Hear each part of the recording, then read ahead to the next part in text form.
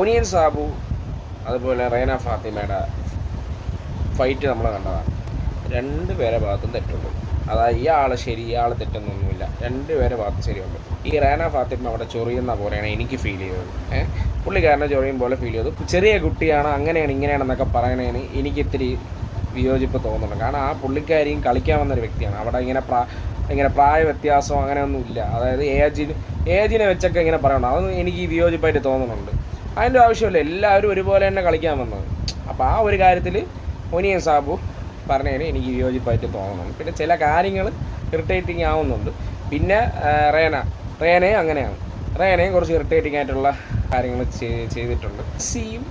RJ ബിൻസിയും അതുപോലെ തന്നെ നെവിനും ഇവർ തമ്മിലുള്ള വിഷയം എന്താണെന്ന് പറഞ്ഞു കഴിഞ്ഞാൽ, RJ ബിൻസി ചെയ്ത കാര്യമാണ് അവിടെ ആ ഒരു വാലിഡ് പോയിൻ്റ് ഉള്ളതാണ് അവിടെ നെവിൻ വന്നിട്ട് പറഞ്ഞത്. അത് പുള്ളിക്കാരിക്ക് കുരു പൊട്ടി.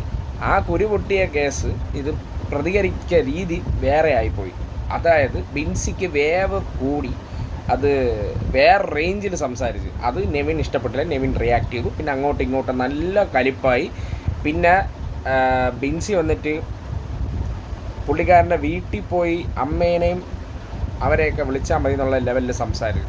അതൊരു മോശമായിട്ട് തോന്നി. പിന്നെ നെവിനും മോശമായിട്ട് നെവിനും സംസാരിച്ച്, പക്ഷേ അതൊരു ബാഡായിട്ട് തോന്നി.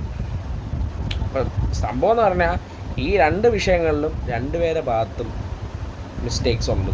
ഓക്കെ, അതാണ് എൻ്റെ ഒരു അഭിപ്രായത്തിൽ ഞാൻ പറയുന്നത്. അപ്പോൾ അത്രയേ ഉള്ളൂ ഗൈസ്.